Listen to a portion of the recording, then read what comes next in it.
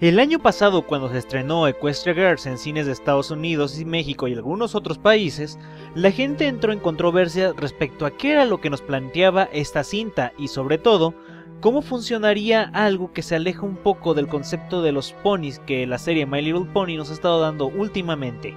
Bueno, al final de cuentas la película funcionó bastante bien y logró lo suficiente para ser una favorita de algunos y también funcionó lo suficiente para lograr tener una secuela llamada Rainbow Rocks, película cual se estrenó este viernes en cines mexicanos y que se estrenó comercialmente hace 3 semanas en Estados Unidos.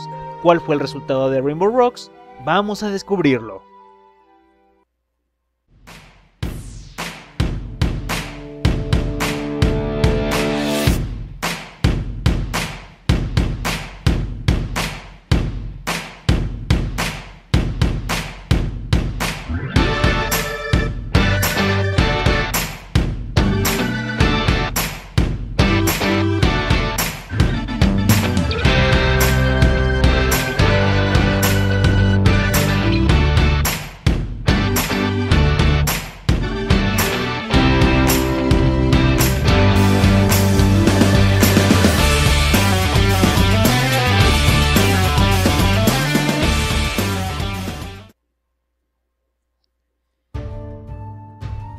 La película transcurre después del final de la 4ª temporada, en el cual, dentro del mundo de las Equestria Girls, 3 chicas misteriosas llegan a la escuela Canterlot High y con su canto provocan estragos haciendo que la gente pelee entre ellas mismos.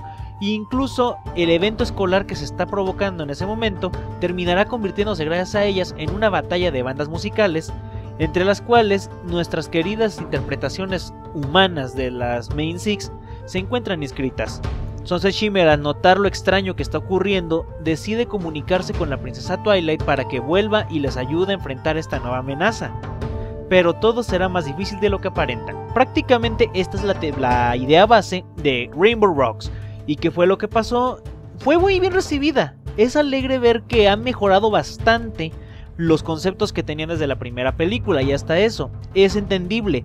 Mientras que en la primera película tuvieron que poner el concepto de todo un universo paralelo aparte en tan solo 90 minutos, en esta película ya están las bases puestas y por lo tanto pueden expandirse a donde quieran y ver nuevos horizontes, incluso desarrollar más a los personajes. Un ejemplo claro de esto fue la evolución que le dieron a Sunset Shimmer, que trata de redimirse después de que todo el mundo la tacha como la oveja negra tras los acontecimientos de la primera entrega.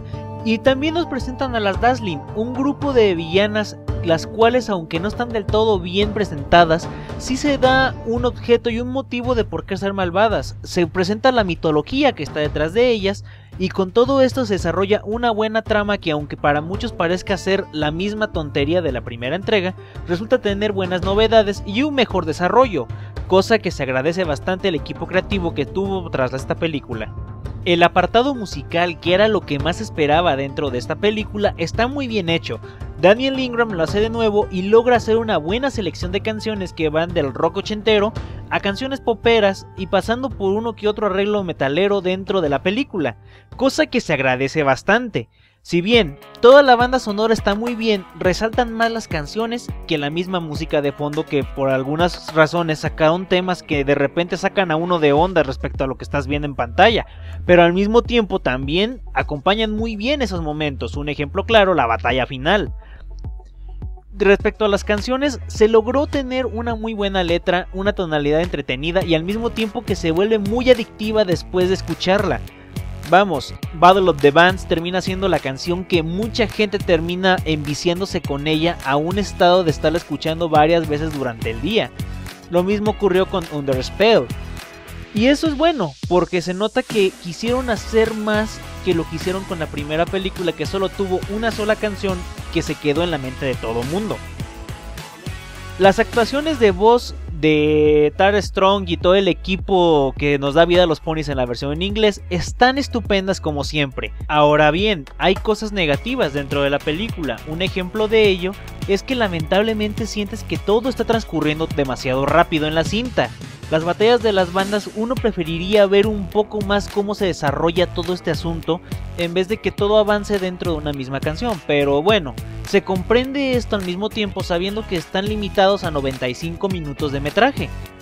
pero en otras ocasiones se podría haber eliminado pequeñas escenas que no aportan a nada y aunque son cómicas, terminarían siendo desechables. Un ejemplo claro sería cierta parte de Snips y Snails. También se alegra mucho de que le estén dando un poco más de aporte a personajes que ya estaban siendo utilizados más de una vez dentro de la serie y que la gente tiene un muy buen recibimiento ante ellos. Un ejemplo de ello sería la intromisiones que da Trixie dentro de la película, que aunque no son muchas, termina siendo un personaje muy usado dentro de la película. Otros fallos que podría encontrar también vendría siendo el hecho de que puede haber uno que otro mal argumento, o más bien hueco argumental, dentro de la película, pero tratándose de un material meramente hecho para niños, no es de extrañarse que se simplifique casi todo, y que está bien hasta cierto punto, porque uno al ver este tipo de películas solo busca encontrar un rato entretenido y divertirse, no está rompiéndose la cabeza de ver cómo funcionan todas estas cosas. Así que más que un punto negativo termina siendo muy positivo dependiendo del grupo al que se va dirigido realmente. En pocas palabras se podría decir que Rainbow Rocks fue una mejoría enorme a lo que se hizo con la primera película. Supieron explotar muchísimo mejor el universo de las Equestria Girls y nos dieron pauta para una tercera película o posiblemente para un spin-off de serie llamado Canterlot Academy, que está aún en veremos si se aprueba o no. Los personajes se sienten más naturales dentro de este universo que se nos planteó y evolucionaron de buena forma, en especial Sunset Shimmer, que al fin tuvo un mejor tratamiento del que se le dio en la primera película. Nos muestran un lado que realmente no pensábamos ver alguna vez, ya que dudábamos si algún momento íbamos a tener de vuelta a Sunset, el cual es el lado humilde de este personaje y de cómo trata de reivindicarse tras todos los malos tratos que dio a lo largo de su primera entrega. También podría hablar del doblaje, que es lo que está dando pauta ahorita mucho dentro del fandom, sobre todo porque la película se acaba de estrenar en México y por obvias razones está doblada al español. Bien, si tengo que decir algo del doblaje es, la película tiene un doblaje decente. No es malo, pero tampoco es la octava maravilla. Y en cierto modo yo prefiero aún el doblaje de la primera película por tres poderosas razones.